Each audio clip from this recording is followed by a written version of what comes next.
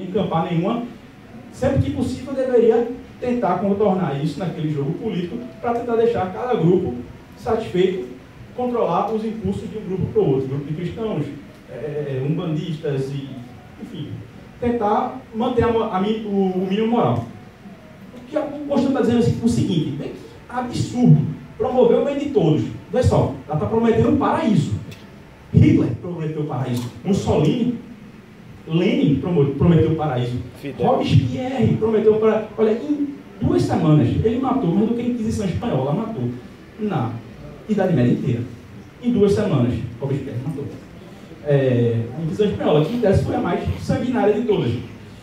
Vê que coisa absurda. Você não pode ter nenhum conceito de vida. O Estado, ele tem um conceito, ele vai promover o paraíso no Brasil, aqui na República Federativa do Brasil, né? Coisa linda, vai promover o bem de todos, vai promover o paraíso, e diz que você não pode ter nenhum tipo de preconceito. Você não pode julgar, olha, não posso dizer que maconha é errado. Eu sou obrigado a engolir a opinião de um burocrata lá do Estado. Eu questiono isso no artigo, eu Gustavo aqui, porque isso é uma coisa inadmissível. Inadmissível. Liberdade de expressão pressupõe que você, todo mundo aqui, tem uma história de vida. Você não pode chegar, maltratar alguém na rua. Ah, você é feio porque você é branco, preto, amarelo e por aí vai. Você não pode fazer isso, porque isso é injúria. Você está afetando a liberdade de terceiro. Mas simplesmente você achar alguma coisa, você tem uma história de vida, você não pode. A Constituição veda isso. E pior, ela criminaliza. O que é um absurdo. Ela prevê uma moral estatal e essa moral, em tese, deve prevalecer. Sem origem de raça, sexo, cor, idade e qualquer outra forma de discriminação. Vou dar uma carta branca aqui. Por isso que a gente vê que o Ministério Público brasileiro, eu fui estagiário do Ministério Público, ambos, estadual e federal. O procurador que eu trabalhei, de grande honra trabalhar para ele, o doutor Antônio Carlos Barreto Campelo, que hoje em dia é regional, ele tinha a posição dele, ele era católico, dizia, olha, ninguém é obrigado a gostar, se você é LGBT, se você é olha, ninguém é obrigado a gostar. O que você não pode fazer é agredir. Você chegar lá, dar uns tapas na rua, ou então difamar, injuriar aquela pessoa. Agora, simplesmente você não querer conviver, ou simplesmente você ter a sua opinião particular a respeito de determinada conduta, determinada doutrinação, seja política, seja religiosa, seja sexual, você tem essa liberdade. Algumas poucas pessoas ainda defendem essa liberdade de expressão. Mas, atualmente, o que a gente vê? Que o Estado está tratorando tudo. Ele passa por cima com o politicamente correto, humaniza as redes aí, e é isso. Bem, passo para Gustavo aqui. Pronto. Antes de eu concluir, deixa eu fazer mais uma menção da Constituição Federal. Lá no artigo 5º, ela garante o direito à propriedade privada, desde que ela cumpra a sua função social. E o que é função social? É o que o burocrata quer que seja. Então, sem exagero nenhum, se você tem um desentendimento, não hoje, porque hoje a gente ainda tem uma sociedade forte, combativa ainda ao Estado, mas eventualmente o Estado chega no seu prédio e diz que todo mundo vai ter que sair de casa, não interessa se comprou ou não, porque aquele prédio ali não está cumprindo a função social. E você, mas o que é função social? É isso aqui que eu acabei de definir. Então, cadê sua liberdade? Cadê sua propriedade? Se o Estado pode arbitrariamente definir. O combate que os conservadores têm feito na internet contra o Humaniza Redes é porque ele não define objetivamente o que é ou que não é crime de ódio. Então, parte da vontade, do subjetivo de alguém, de algum burocrata, possivelmente indicado, políticos, que não entrou lá para o concurso, para ele fazer a triagem do que ele acha ou não crime de ódio. E pior ainda, vai para o MEC, e a avaliação e o tema do MEC, que é todo direcionado para que você responda da forma que o MEC quer, em consonância com a adoração ao Estado. Você tem que provar na prova do MEC, não que você sabe alguma coisa, mas que você adora o Estado e que está dentro do que ele quer com a política. Mas tudo isso, ele dizendo que está dando acesso e democratizando o acesso e dando mais oportunidades. Isso é o que se vê. E, na realidade, o que não se vê é outro. Quando a gente vai ler a obra distópica de George Orwell, a gente vai ver que o partidão precisa corromper os sentidos da palavra, precisa deteriorar o que seria o conceito de lei, precisa deteriorar o que seria o conceito de justiça, de liberdade, para que ele possa reinar absoluto e as pessoas não consigam pensar por si mesmas. Bastiat fala o seguinte: a humanidade consegue se determinar sem ter a lei. Então, talvez seja por esse sentimento de autopreservação que, apesar de mais de 4 séculos tentando destruir a humanidade para ser uma obra de reengenharia, ainda não tenham conseguido programar nossos cérebros para obedecer o déspota do momento. E que cabe a nós aqui repensarmos o nosso papel dentro da sociedade. Porque, por exemplo, esse livro, A Lei de Frederic Bastiat, você não é sequer citado em nenhum canto. Você é ensinado que Norberto Bobbio, na faculdade, na academia, tanto na entrada da academia quanto na saída da academia com doutorado, porque eu já tive a oportunidade de conversar com pessoas com doutorado, você só sabe quem é Norberto Bobbio, quem é Marx, quem é Von Schultz. Você não conhece nem o Ludwig von Mises, que tem um instituto aqui no Brasil. Você está sendo... Eles não conseguiram a dominação total, a hegemonia total, porque é um projeto contrário à natureza do próprio ser humano. Mas que vem a cada dia, se nós pegarmos as leituras passadas, nós vemos que eles têm obtido sucesso ou para destruir parte da natureza humana, do que nos move, que nos trouxe até aqui com esse conceito de liberdade, ou então eles simplesmente se apoderam do poder e eliminam aqueles seres humanos que não entraram na forma, no cabresto do que eles querem. E no nosso atual Código de Processo Civil, está escrito que o juiz vai aplicar a lei segundo também a função social. Então, se você for lesado por uma empresa, se você for lesado por alguma coisa, e o julgador entender que seria nocivo à comunidade, à sociedade, que ninguém sabe quem é, precisar, que condenar ela seria prejudicial à comunidade, você, com todo direito, você vai perder, porque vai depender da cabeça do julgador. Você fica à mercê disso. Você fica à mercê, o empresário não conhece a legislação tributária, é para ele ficar sempre à mercê da vontade do político, que se a empresa não financiar ou começar a financiar outro grupo, ele vai mandar a fiscalização e fazer tudo dentro da lei. Bastiat diz isso. O socialista não quer agir na ilegalidade, porque isso é roubo e todo mundo percebe esse tipo de roubo. Mas ele quer instituir a expoliação legal e ele vai perverter as palavras para conseguir isso, e é isso que tem acontecido não só no Brasil, como em vários locais do mundo, porque o pessoal conservador, com a queda do muro de Berlim, achou que tinha ganho tudo. E o que, é que a gente está vendo é que a gente está perdendo feio isso aqui. Agora eu gostaria que quem quiser fazer alguma consideração, alguma pergunta para a gente, que fizesse. Antes disso eu vou passar a palavra aqui para João e depois a gente passa para uma rodada de perguntas. Pessoal, só para concluir aqui o mínimo, porque é o seguinte, você falou muito em princípio de função social. Eu falo para você aqui, você está aqui, que você de alguma forma já trabalhou na empresa, ou que ainda vai trabalhar, ou que tem algum processo na justiça como autor, como réu. A questão é que o ativismo judicial tem feito o trabalho da esquerda. A gente vê o seguinte, que na nossa Constituição é recheada de princípios. O que é princípio? O que é função social, como disse o doutor aqui? Absolutamente tudo. Que o juiz quiser, ele faz uma sentença lá. Porque aqui nos Estados Unidos e na Inglaterra, você tem uma lista de direitos, chama de Bill of Rights, né? Uma lista de direitos. Por quê?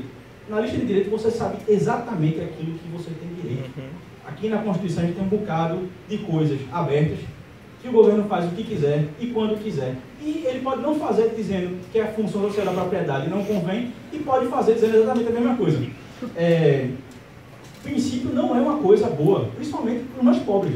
Porque você não sabe que você tem direito. O que é que adianta? Eu não tenho acesso, eu não tenho dinheiro para pagar um advogado. Sim, mas se eu tivesse uma lista de direitos, com aquele direito eu teria a minha garantia. Mas princípio, o que é princípio? Princípio é nada. É nada. É a destruição completa do Estado de Direito. É o que prejudica principalmente os mais pobres, que não têm direito à vida, à liberdade, não têm direito à propriedade, não têm direito a saber que tem direito, e por aí vai. Infelizmente, essa é a realidade que a gente vive e, quiçá, essa reunião aqui possa incentivar para que vocês procurem ler essas obras, que a gente também era tão ignorante quanto o mais novo de vocês, eu acredito que, enfim, eu falo por mim. Há 2 anos atrás eu nem sabia o que era Burke, não sabia nem o que era Kirk, e estou aqui tentando dar uma contribuição para meus amigos. Um comentário, se vocês quiserem complementar. Não, acaba que esse ativismo... vamos.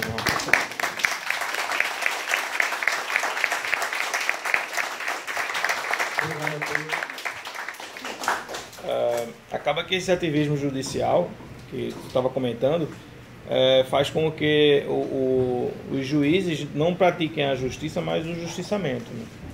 Você vê que dependendo da interpretação dele, você falou que essa questão da Constituição, de que a propriedade é privada, mas tem que obedecer à questão da função social, não está sendo usado isso ainda porque não tem jurisprudência ainda, mas dependendo mais na frente do ativismo judicial e da interpretação que os juízes venham a fazer, isso pode ser aplicado, que é o que a gente vê no discurso desse pessoal aí que é contra essas obras no CAIS, né? Que eles já falam sempre nisso. A função da propriedade e tal, eles já querem impor isso, esses movimentos servem para isso, para forçar essa jurisprudência, né? Forçar os juízes, o Ministério Público que faça, já dê essa outra leitura da lei.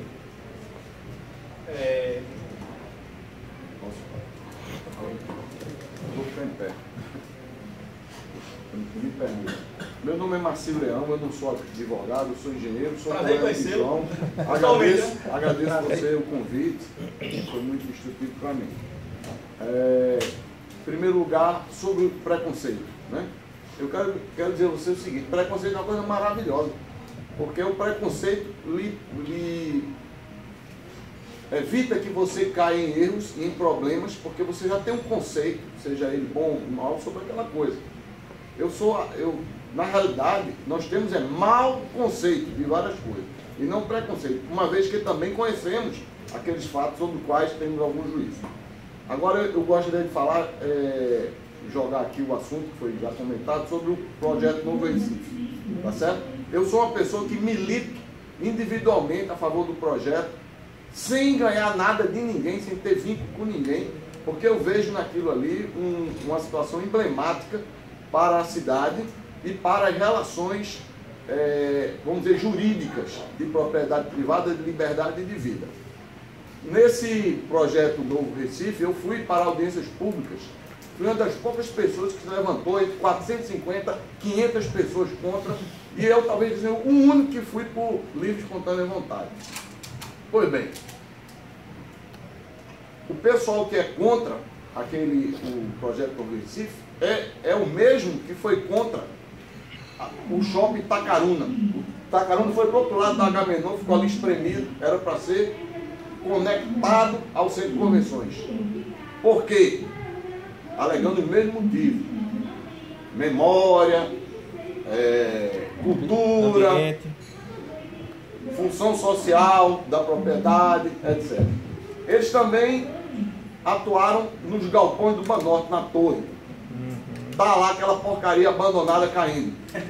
Tá certo? Função social da terra. Bem lembrado. Eles também atuaram na Tamarineira, impediram lá um parque com shopping também. Isso. Está lá os doidos nus e não se faz nada. Está abandonado. Eles foram contra a Praia do Paiva. Disseram que era elitista e foram contra o Rio Mar. Tá? Então, tudo que é modernidade, aquele pessoal é contra. Portanto, eles são inimigos da cidade do Recife. Como eu já tenho dito várias vezes no site dele. Eles são inimigos da cidade do Recife. É uma mentalidade, obviamente, socialista, onde a maioria demonstra até no seu aspecto, que eu tenho preconceito, certo?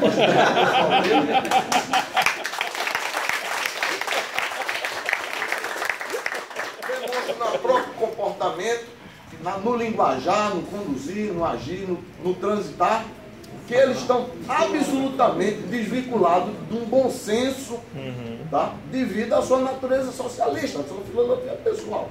Esses camaradas tiveram aqui, se eu tiver tomando tempo, vocês dizem amém, que aí eu paro. Esse camarada tiveram aqui na audiência no Clube Internacional, tá? Pra você ter uma ideia, era quase impossível você comentar. Mas eles cantaram música, uma musiquinha lá que eu não sei repetir, em louvor à maconha. Dizendo, a maconha é bom, a maconha é demais, só não fuma maconha quem não é capaz. Coisa desse tipo. Eu disse, já na prefeitura, e agora representando o CREA, porque eu sou inspetor do CREA, eu fui formalmente investido desse poder, e na reunião com o Instituto de Advocacia, OAB, Instituto de Arquitetos do Brasil, Conselho de Arquitetos, Prefeitura, o CAL, né? Então, eu disse, olha, o CREA é a favor, e eu fui que levei a atual diretoria do CREA a ser a favor do projeto. O CREA é a favor do projeto. Nós somos a favor da lei que vocês estão fazendo para aprovar esse projeto.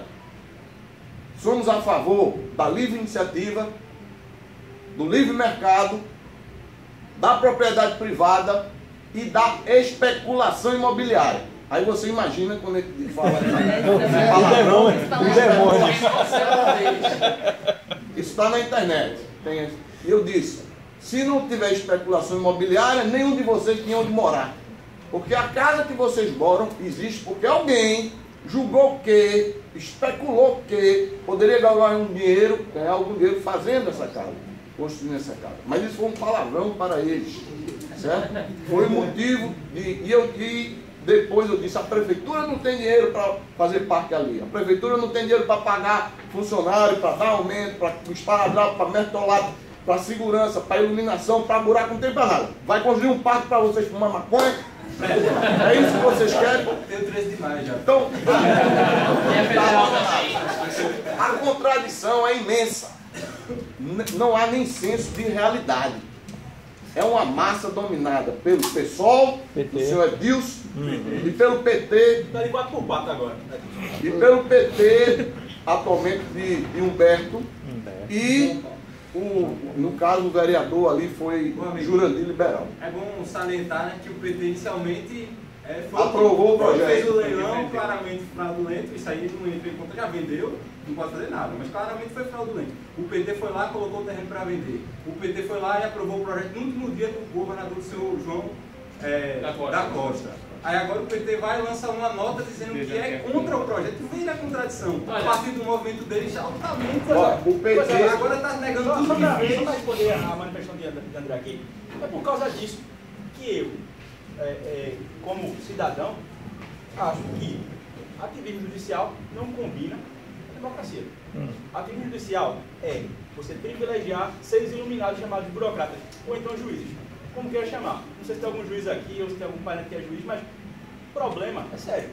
Você está vendo que tem muito juiz fazendo muito mal feito, né? Como diria a Carta Capital. Com dinheiro de arquibatista e por aí vai. Isso vai ter um poder que é dado na mão deles, porque o cidadão não sabe o que é que tem direito, não tem uma lista de direitos, ele não sabe, então tem um princípio lá, ele interpreta conforme o bel prazer dele. Então você tem muita razão a respeito do inclusive, venho seguindo as publicações, eu acredito que acho que chega a anos já, eu admiro muito pela sua posição, pela sua coragem, inclusive, em enfrentar tudo isso sozinho, você e Deus, né? Mas está de parabéns.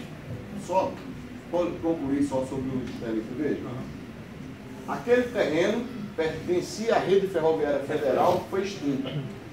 Foram leiloados, eu participei do leilão, eu sei que é uma das modalidades de licitação mais difíceis de fraudar, porque você não conhece o lance, é feito em tempo real, qualquer pessoa pode ofertar, e eu desconheço que tenha sido fraudado, tá certo?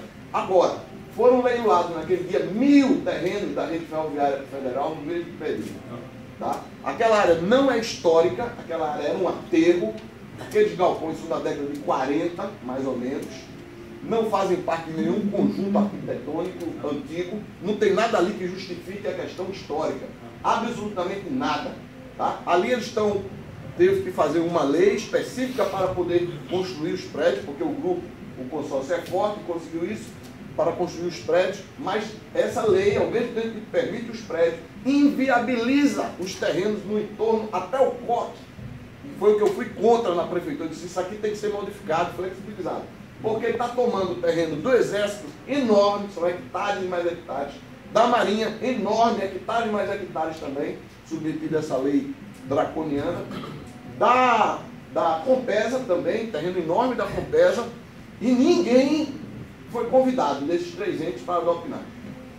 O Exército tem o CRO, Comissão Regional de Obras, a Marinha tem a Comissão de Engenharia deles, muito competente, e a Compesa também tem. E nenhum deles foi convidado para o debate, apesar de suas propriedades terem sido tungadas pela lei. Tá? No entanto, quem teve direito à voz, à palavra e à influência foi esse grupo de maconheiro que não tem CNPJ, não tem endereço, não tem nem diretoria, não tem ninguém responsável. Aí eu pergunto como é que a gente pode ver no país onde esse tipo de gente tem mais influência do que a sociedade organizada. Um pouco o movimento, eu fico olhando assim, eu tenho amigos que são militantes desse movimento.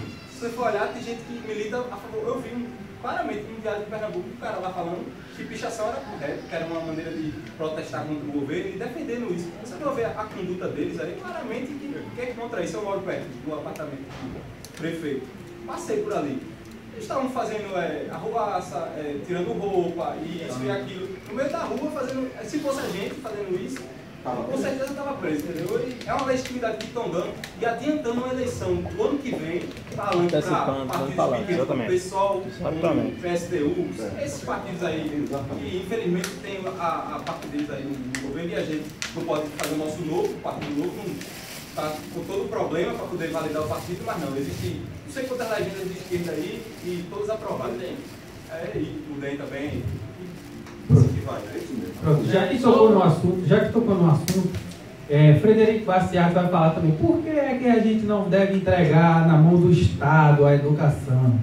Seria tão bom se a educação fosse universal? E qual é o perigo? Já em 1850, Bastiat vai dizer que o perigo é justamente a doutrinação das crianças. Eu estava lendo um debate do professor Olavo de Carvalho com a Leo Café. Ele vai dizer justamente que as escolas vão ser criadas por Luís XV, salvo engano, para formar burocratas para atuar pelo Estado e assim profissionalizar a burocracia estatal. E aí você vai ter, ele trouxe, Olavo de Carvalho trouxe para hoje, estava em debate na USP e perguntou aos alunos: quantos aqui querem ser empresários e quantos querem ser funcionários públicos? É esse o risco que nós temos de uma educação estatal. E mesmo nas escolas privadas, o que nós vamos ter são o vestibular e o Enem doutrinando o que as crianças vão aprender, ditando o que eles vão aprender e o que eles não podem aprender. Eles passam a ementa de cima para baixo, a escola, se não recebe, ela não vai ser reconhecida, e o aluno, por maior inteligência que tem, se ele não tiver a documentação que comprova a doutrinação dele emitida pelo MEC, ele não vai poder fazer prova, ele não vai ser integrado à sociedade, ele tem que assinar a certificado de cabresto dele, de doutrinação. E aí você vai ter pessoas que estão nesses movimentos sem CNPJ, sem identificação e teoricamente sem líderes, que são professores de universidade federal, que acham, ou dizem, ou pelo menos verbalizam que odeiam o capitalismo e a desigualdade, porque a desigualdade é causa de pobreza, e o que os economistas provam é que desigualdade não é pobreza, é justamente o excesso de intervenção estatal que vai relegar a maior parte da população à pobreza. Eles verbalizam que são contra o capitalismo, porque o capitalismo não tem coração, mas eles sempre, na oportunidade que tem, eles exercem o poder. Então o que eles querem pegar os alunos que já vieram doutrinados e assim exercer a influência de poder, porque o poder, como eu já li num romance, poder embriaga o homem. Ele quer o poder para ele exercer naquela turminha e fazer eles irem para lá e para cá, segundo a ordem deles, e quer depois mais poder para criar os conselhos de movimentos sociais, e aí você vê mais uma deturpação de termos, movimentos sociais, que não tem ninguém da sociedade, somente militante e profissional, e eles chamam de movimentos sociais para democratizar, que não é democratizar, é pessoas não eleitas terem poder de decisão, e essas pessoas não eleitas são quem? São esses professores que deveriam estar na aula, e não estão na aula porque estão fazendo militância, e que a gente sabe que alguns deles não dão aula mesmo, do grupo daqui da gente, e aí esses professores vão ganhar esse poder de decidir. E por que eles querem o poder? Será que é porque ele quer continuar desfilando de bicicleta, que nem aquele nosso colega que antes de fazer campanha passava de bicicleta, que agora, quando assumiu o poder, conseguiu comprar um carrinho bem baratinho? Bem baratinho? Será que eles... Então o pessoal verbaliza que quer democracia, verbaliza que quer que o povo tenha acesso às coisas, e o que nós vemos é que eles querem cada vez mais o poder. Agora eu vou passar a palavra para aquele rapaz lá de trás. Depois Ambrosio. Sobre essa questão da mentalidade dos sistemistas, como vocês já falaram, não é uma mentalidade normal, é uma mentalidade revolucionária, certo?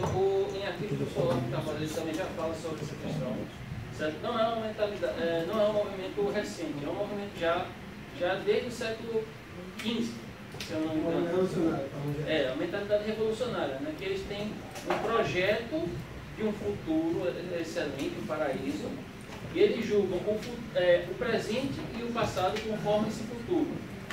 Se o senhor perceber isso, eles têm essa mentalidade, já tem essa mentalidade.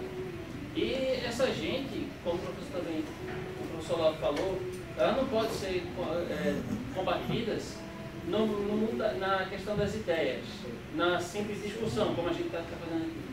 É necessário você identificar isso, desmascará-las, preferencialmente em público. E, só serve em público.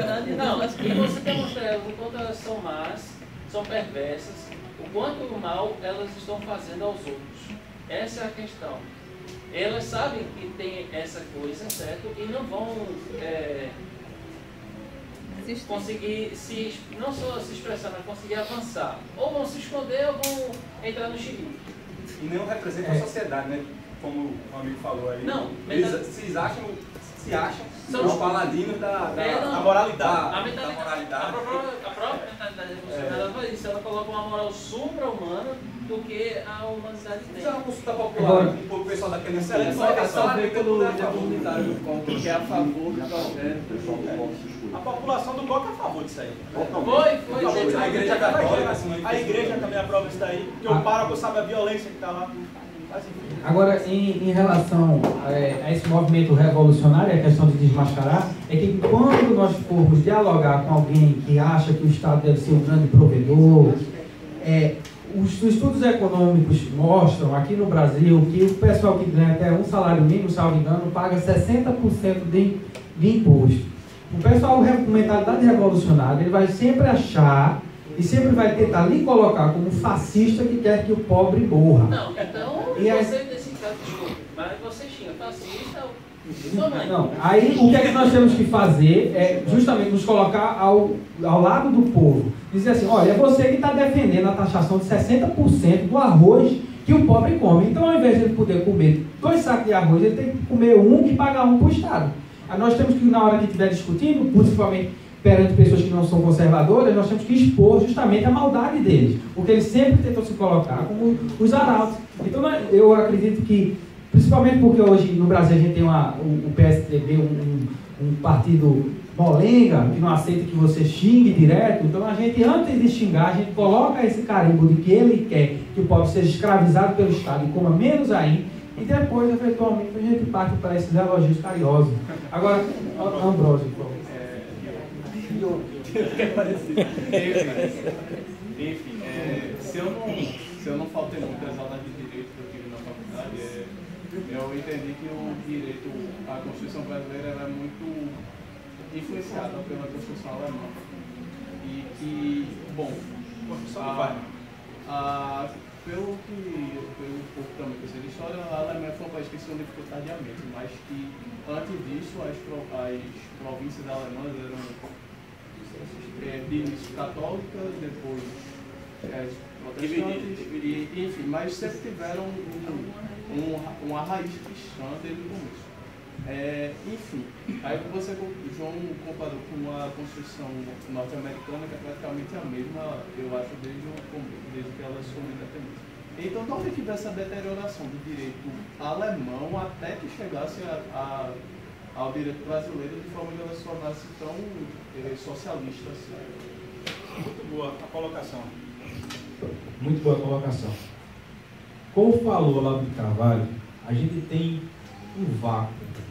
Porque Os militares, na década de 60, o que é que eles fizeram? Ao invés de eles também tentarem buscar pessoas que comprassem a ideia, não da ditadura, mas da questão da lei e a ordem, eles não fizeram isso. Eles fizeram, inclusive, obras de esquerda foram traduzidas na época da ditadura, eles perderam feio em termos de doutrinação para os esquerdistas. A maioria dos professores universitários, coisa de 90%, sei lá, 80%, era de matriz marxista, professava o marxismo. Muitos hoje em dia, o professor de Química aí da Federal, que é partidário do PT, não vou citar nomes aqui, que é professor da Federal também, muita gente é marxista, mas sem saber, porque não viu o outro lado. O governo militar fechou os olhos, não, vou financiar aqui, vou financiar um escape. Pagou o escape, financiou tudo. O que aconteceu? Os sindicatos formaram a nação, provocaram cisânia, briga de classe,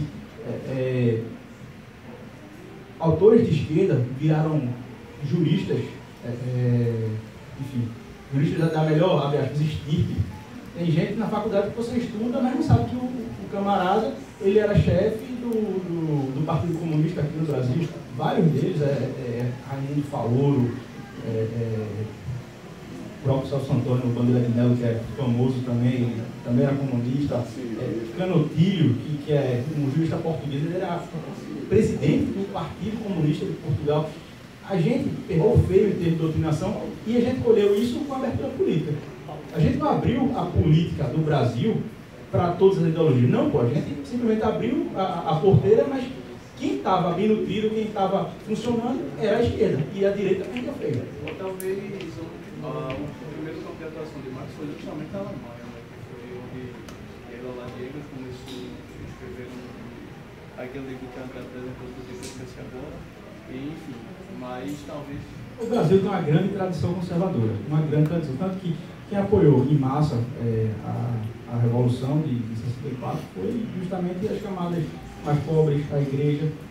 As pessoas se revoltaram com sucessivos ataques terroristas, sucessivos desfalques, greves, e de certa forma pediu. A maior marcha que teve no Brasil antes da que teve desses 2 anos que se passaram agora foi em 64. Antes de Priscila, eu acho que o senhor, aliás, eu quero perguntar primeiro já para Vocês afirmaram que o Estado é necessário para garantir valores, ética na sociedade e assumir um viés utilitarista, falando que a justificativa do Estado é fazer a sociedade funcionar corretamente. Então, o Estado é o aparelho que mantém a ética na sociedade. Lembrando que o Estado toma para si mesmo a responsabilidade de promover a ética e que para ele existir ele precisa ter os direitos naturais através da tributação. Se o Estado mantém a ética na sociedade, quem é que mantém a ética no Estado? Qual é o aparelho que mantém a ética, o mantedor da ética na sociedade? Acho que ele fez uma confusão. Você trocou as bolas. Na verdade, o que gerou o Estado, o que gerou a lei, foi as ideias da população, que gerou foi a Constituição, o crescimento, o microfone.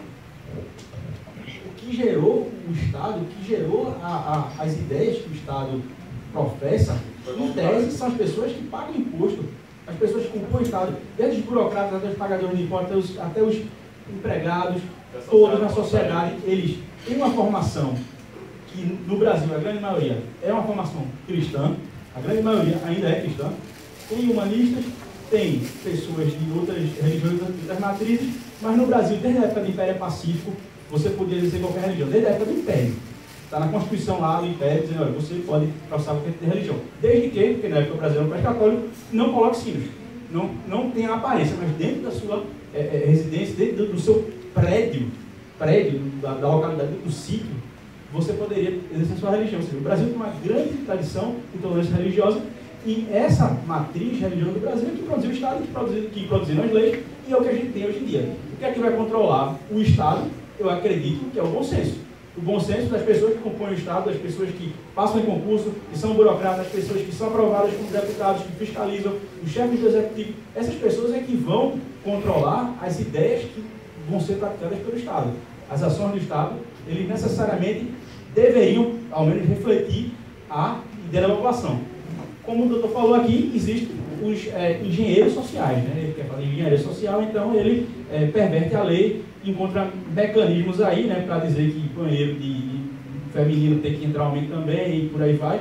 Você vê que tem uma parcela seleta da população que quer perverter a lei. É isso. Respondi? Mas eu queria dar uma palavra sobre essa questão de que o Estado seria o fiscal da ética. Na realidade,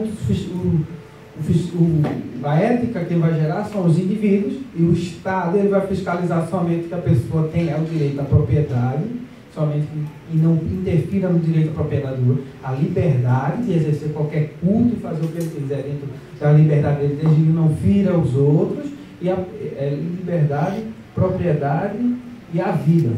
E a vida. E o que a gente precisa entender é que já há muito tempo, tanto é que os liberais clássicos eles não abominam o Estado, mas é que o Estado ele vai pervertendo, sendo pervertido para ser justamente, não, a gente precisa do Estado para garantir a moral, como se o ser humano fosse, como diz Bastiat, uma massa de modelar um arbusto que precisa de um engenheiro social para ir podando. E aí você vai criar esse tipo de perversão, que é o legislador dizendo, não, eu preciso fazer isso para corrigir um problema que eu julgo ser moral. Eu preciso fazer isso, eu preciso desarmar a população, porque está muito violenta a população, porque quer uma população pacífica, então vou desarmar. Então ele vai pervertendo, porque ele se acha justamente acima da humanidade, e com isso ele pode julgar melhor dos outros. E o que é que a gente vai ver com o livro Ponerologia? Que esses psicopatas eles se unem, eles trabalham organizadamente, e cada um aqui quer cuidar da sua própria vida sem estar querendo saber do Estado. E aí esse pessoal vai subir e vai começar a usar a lei contra as pessoas, justamente para ferir liberdade, propriedade e a vida de cada um. Agora, eu gostaria de passar a palavra para a Priscila, depois para a André. Muito se fala de democracia, é uma palavra até doce na boca dele. O livro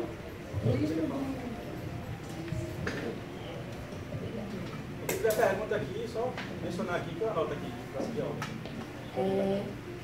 Democracia é uma palavra muito doce na nossa boca, né? É democracia porque nós vivemos num país democrático. O livro do Bastiat, ele fala que há forças coletivas e há forças individuais. Hoje no Brasil, pessoas, né, se agrupam, se rotulam como minorias e fazem nas ruas ano passado, em anos de eleições, que na verdade não foi uma minoria, uma maioria que elegeu o governo atual. Mas se nós assumirmos que a democracia é a vontade da maioria que é feita, então, justamente no que Bastiat fala no livro, dos direitos fundamentais, né, que é o direito à individualidade, à liberdade e à propriedade, e que essa maioria, né, que elegeu o governo atual está ferindo diretamente esses direitos, então a democracia ela é nociva para esses direitos fundamentais. A democracia, ela está destruindo justamente esses direitos, que é a vida, a liberdade e a propriedade. Então, por que se fala tanto de democracia se ela está destruindo a base da sociedade?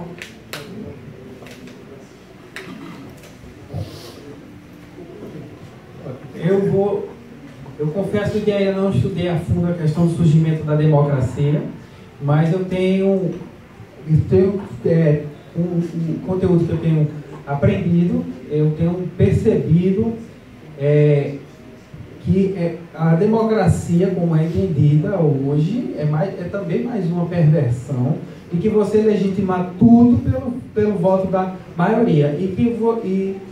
Até o texto de Olavo vai dizer que se você vai legitimando tudo pela vontade da maioria, você vai ferir a liberdade, a propriedade e a vida das pessoas, porque tudo quer. Então, mesmo a vontade democrática tem que respeitar limites.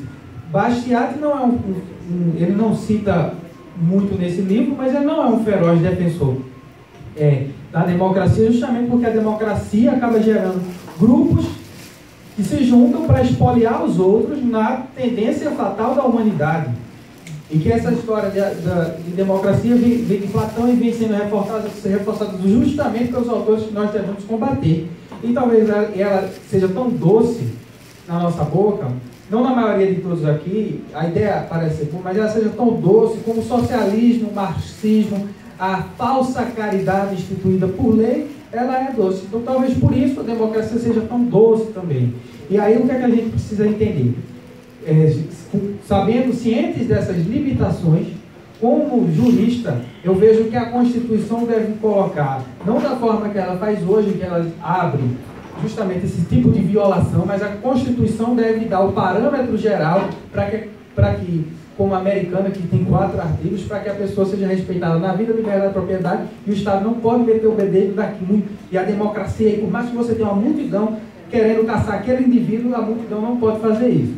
Eu acredito que, mesmo se você considerar a democracia como o melhor sistema de governo, a democracia também tem que respeitar limites, e também tem que respeitar a vida, a liberdade e propriedade. Não está imune a críticas. Eu confesso que não estudei os outros sistemas, eu conheço as críticas da democracia, acho que ela é doce porque ela também foi pervertida e usada a exaustão para justificar barbaridades, mas que com uma Constituição sólida e um povo consciente dos seus direitos, porque hoje nós temos uma Constituição com mais de 200 artigos, uma com 4 artigos, que o pessoal consciente de seu direito, ele possa dizer assim, peraí, que o Estado está usando a democracia para violar um bem maior ainda que a democracia, que é a própria vida, liberdade e propriedade de cada um.